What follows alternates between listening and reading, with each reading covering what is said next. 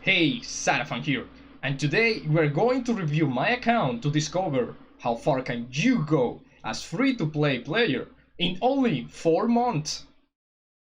Now, Raid Shadow Legends is the kind of game that you're going to play with a schedule, being daily, weekly or monthly basis. And of course, that schedule leads the way for free-to-play players. But with a proper management of our research, that schedule is not going to become an obstacle in our way to the endgame. And you will discover the satisfaction of realizing that you own a solid account without burning your wallet on the game. So come on guys, let's check it out.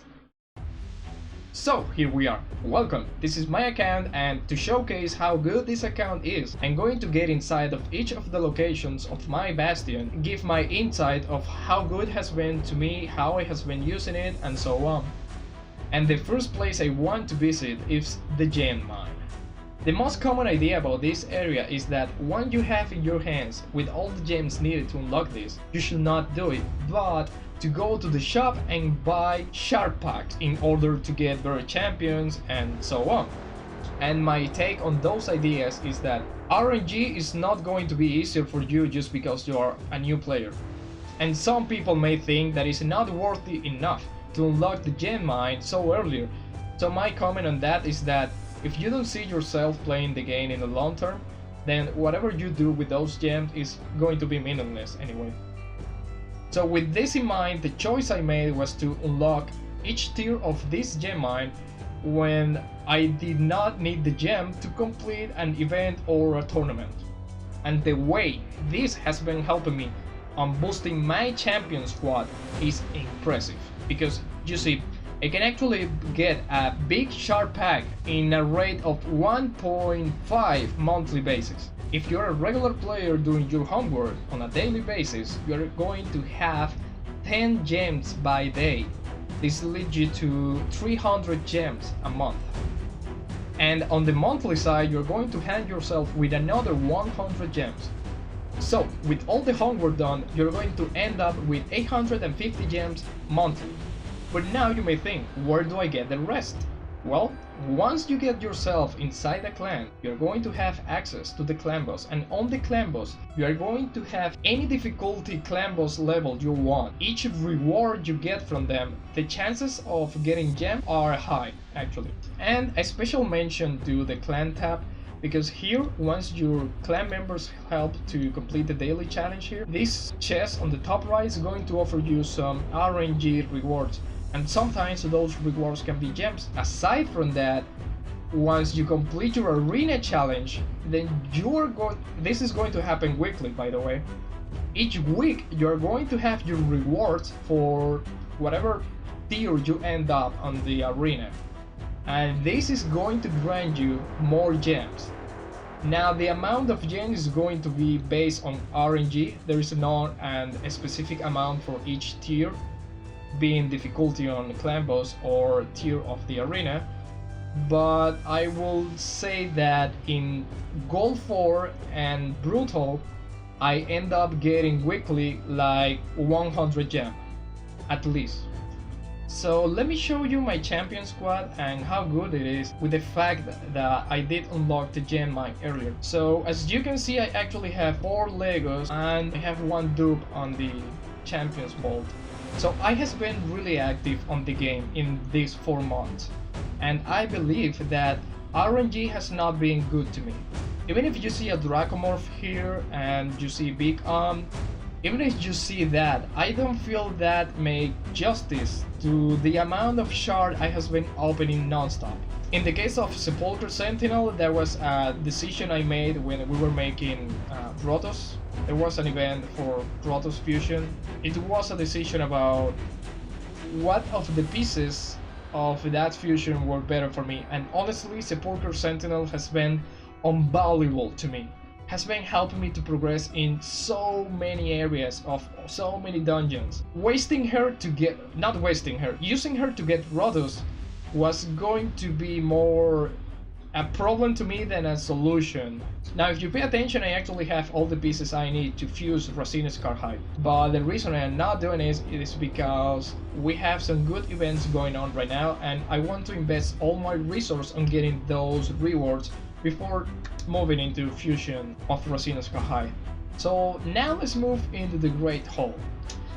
So the Great Hall is the place where you're going to spend your medals that are rewarded to you once you win a battle on the arena. And as you can see, I've been focusing on getting accuracy for all my heroes, for all factions. But at the same time, I wanted to improve the performance of my champions everywhere. So I has not been really active on the arena, so I believe that you should actually have a better Great Hall than I. Now let's move on and let's check missions, quests and challenge. And to begin with, let's check the challenge. Because I believe the challenge is one of the things I did complete earlier. Like after 2 months, I was right here where I am right now. And the only reason I have not finished my challenges is to upgrade a spirit champion to rank 6. It's too heavy on the resource side that you may not want to waste those resources in a champion that is not going to be meaningful to you in the late game. Now on the quest side, I believe that this is not going to put a challenge to you being a free-to-play player. Honestly, I believe this is the most free-to-play friendly content you're going to find on the game. The way Platinum did structure this is like guaranteed resource at the end of the month and in a daily basis. And if we check the missions, you're going to see that I am actually in part 4 and I am really close to finish my arbiter. From here on, the challenge I have right now, as you can check, is not that I cannot complete them, but they are all RNG based. For example, I need to mix the superior arcane potion. Those are the level 3 potion of the arcane dungeon. The fact that I need a specific potion to craft another potion, it's becoming a pain in the ass, honestly. Now for my campaign battles, there has been no challenge. Now let's move into dungeons, because this is where things get quite interesting. Because after 4 months I can actually finish some of the dungeons. For example, in the case of Dragon 20, I can actually do auto with Sepulchre, which by the way, this is one of the places where she actually provides a lot of help with her passive and her auras. To put this clear, the only difficulty I find on dungeons, at least for Dragons 20, is on the wave. Once you reach the dragon, it's an easy peasy, honestly. It's super easy. Even now, look at this. My apothecary just died, and this time has been the only casualty, but I did finish Dragon 20 when only, if I remember properly, Dracomorph and Miscreated Monster. With only 2 champions, I was able to finish and kill this Dragon 20 easily. So look at this, all the buff. Boom! Takedown from Royal Guard. So yeah, poisons in this case has proven more valuable than Royal Guard for me. But yeah, look at this. Easy. You're going to watch a lot of content creators that when they see this, they're just discard. 2 of those substats have potential. So what I do is actually, I use this for artifact enhancement events. I go to plus 12, try to see if RNG actually provide me with a 3 stack on speed or critical damage. I believe it's worth a chance. So let's move on now into Ice Golem. Ice Golem is other of the places where I actually finished. The problem is the timing. And right now I need to make it more efficient. 7 minutes is too much, and the risk I has found is on the wave, as I did say before. Because here you're going to find some of the dogs, I'm going to call them dogs, that have reflex damage. And reflex actually do a lot of damage to my champions. If I happen to reach this round and I don't have all this buff available, then by the moment I do this, Royal Guard dies. Immediately. Boom, takedown. And immediately dead. So yeah, this is the problem I has been having here. While Royal Guard is actually it's perfect by the damage output he make, he triggered the Ice Golem passive too fast before Apothecary can actually offer me some healing, so I guess I need to move him out of this roster. This is the kind of issues I am having right now. Sometimes it goes well, sometimes, well, this happens. But yeah, let's move on. In the case of Spider 20, I have not reached Spider 20. I actually stuck on 15 because of the affinity. She's really hard. She's going to demand you a different approach and some tactics I have not tried. The approach I have been trying to deal with it has not been optimal enough, and there is some theory crafting I need to do. Now, Fire Knight Castle was an experience that changed for me in one pull of the shard, and the reason is these champions right here. Allure, if you happen to have enough critical rate and accuracy, A1 is going to attack 3 times, and each hit is going to decrease the target turn meter by 25%. If I could get a Reser, I believe I can actually go to stage 20 without any problem.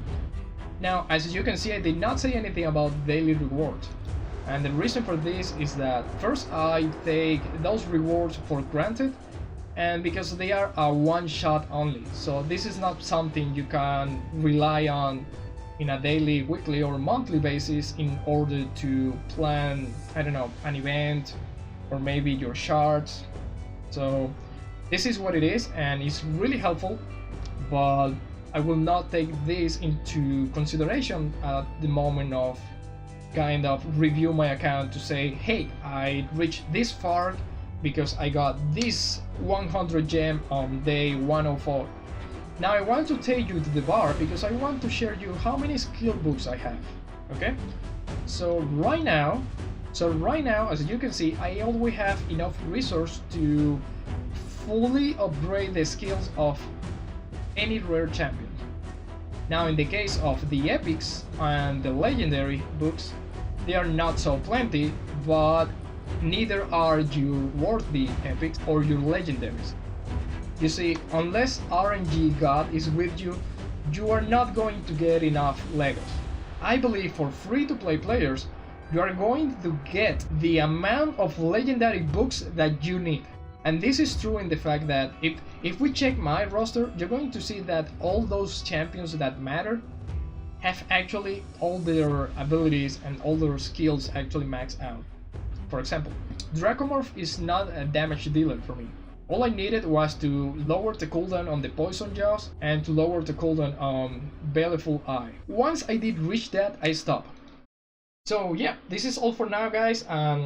I plan to make a retake on this content for 8 months and 1 year in order to provide better input and better insights on how good has been my experience after 1 year of Raid Shadow Legends as a free-to-play player. But if you would like to know a little bit more about my insights and my take on Raid Shadow Legends as a free-to-play player, please check my free-to-play review that I did on Raid Shadow Legends. And I hope that this content is helping you to have a better experience on Raid Shadow Legends, that you can actually see that it's possible to reach the end game, that you are eventually going to find the resource you need. You're not going to need a lot of time or a lot of resource or bust your wallet into the game. So just discipline, resource management, and patience, because sooner or later you're going to get the resource and the tools you need to complete the challenge and to reach the end game.